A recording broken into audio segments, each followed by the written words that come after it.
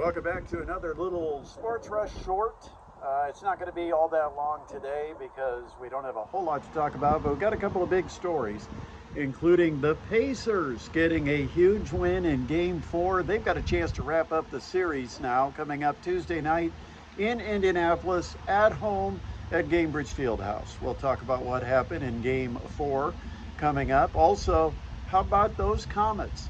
And it's a big week at home for the Fort Wayne Tin Caps. How are you, everybody? Glad to have you on board. If you haven't already, be sure you like, be sure you subscribe.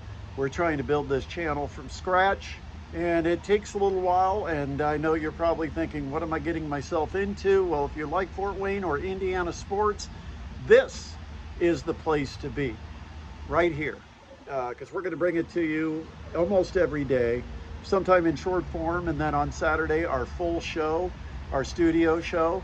But right now, just enjoying this weather post work on a Monday. By the way, there's some golfers out here on the golf course. Let me just tell you, it must be Monday madness for people that really aren't golfers to go ahead and try to hack the ball around the golf course, because I just saw somebody who hit the ball 3 straight times right along the ground. It got stuck in the grass, and I think they're sitting 6 and still not quite to the green, and it's a par 3 course. All right, so let's talk about what happened last night. Pacers with their most impressive win of the series, and that's saying something because they've been pretty dominant in this series so far against Milwaukee. Pacers had 8 players score in double figures. You had Myles Turner with perhaps one of his best games he's ever had as a Pacer, and I don't think that's overstating it at all. The guy was terrific, both ends of the floor. I've been one of the biggest Myles Turner critics.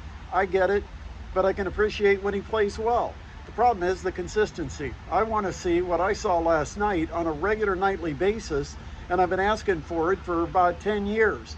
Where is it going to be, Myles? Can you come back and give us another repeat performance of what you just did in Game 4 and Game 5? Because Game 4 was special. I mean, the guy had 4 blocks.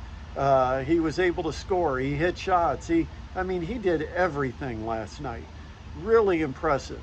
And then you have Tyrese Halliburton running the show.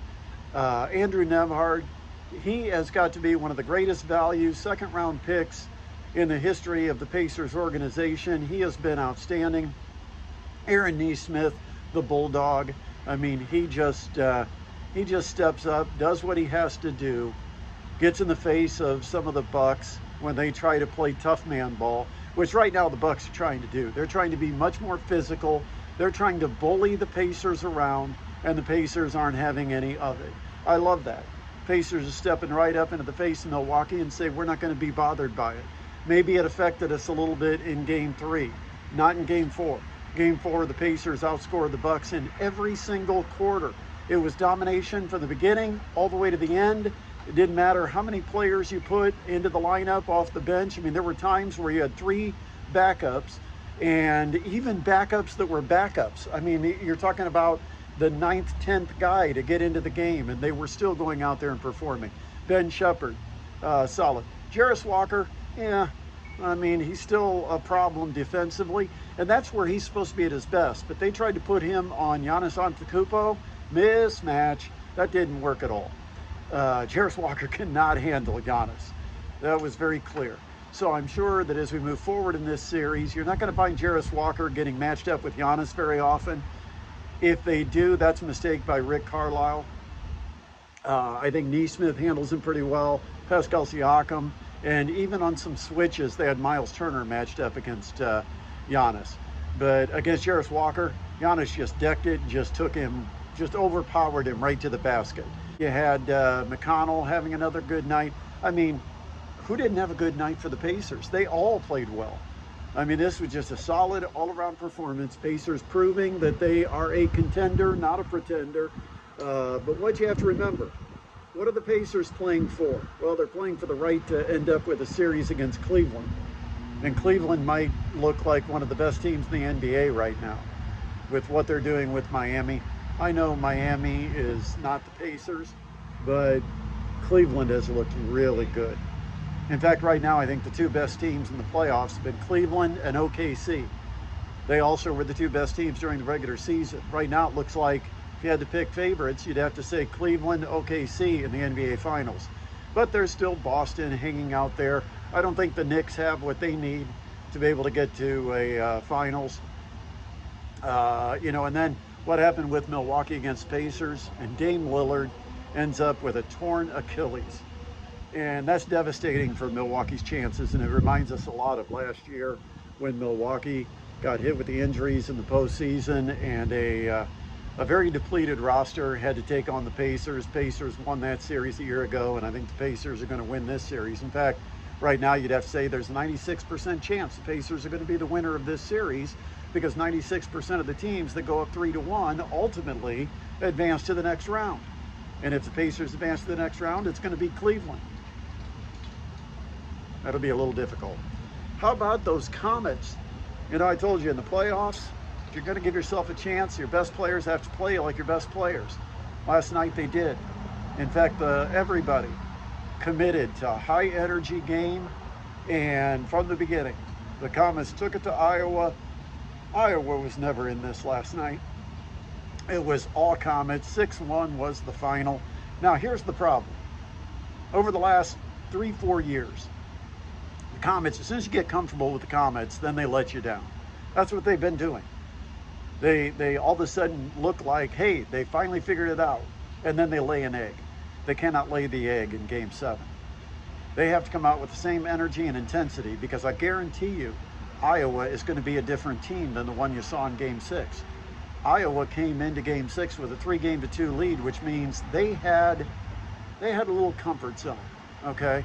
Things go our way in Game 6, yeah, we win. Even if they don't go our way, we still got Game 7. Well, now they got Game 7 and all the pressure's on. And guess what happens when you get desperate? When all the pressure's on, you come out fighting. And that's what Iowa's going to do against the Komets. The Komets have to come in with that same type of attitude that they came out in Game 6 with. If they do that with the home crowd, and I don't know what the crowd's going to be, because remember, nobody knew if there'd be a Game 7 until the Komets won Game 6. So you got basically a 48-hour turnaround to get tickets sold on a Tuesday night, and the Tin Caps are at home. That's not going to be a huge crowd downtown. Tin Caps usually this time of year aren't going to put more than 2,500 or maybe 3,000 on a Tuesday night. So let's see what happens. Komets need the fan support, and they also need the energy that they brought in Game 6 back again for Game 7. Leave no doubt. You do not want the pressure to be on the home team down the stretch. You don't want to be a goal down and have to feel like you got to score. Sometimes that tightens things up, but we'll see how it goes. Komets and Iowa, Game 7, coming up tomorrow night at the Coliseum. Also, the Tin Caps do open a series against Dayton. They'll be home all week. Looks like a lot of decent weather. That's what we're expecting. I mean, decent, good for this time of year. Maybe a light jacket or a hoodie. Not too bad. You want it to be dry, and I think that's what you'll get with the Tin Caps. They'll take on Dayton, and that series starts Tuesday, runs through Sunday. Don't forget, on Sundays, it is Autograph Sundays, where you can get player autographs after the game, and of course, always presented by our buddy at Midwest Box Breaks. All right, I hope you have a terrific Monday. Enjoy the evening. Of course, we'll try to get these whenever we get a chance to jump on. Tonight, kind of a nice relaxing night, just sitting here watching some of the golfers finish up their rounds, and we'll talk to you again soon. Just don't forget, subscribe, like, share, do everything you can to help build this channel. Trying to do the Sports Rush and bring you local sports on my own, and that is not an easy thing to do, so you can help us out. Support the channel, show your appreciation, and click that subscribe button, please. All right, we'll talk to you next time.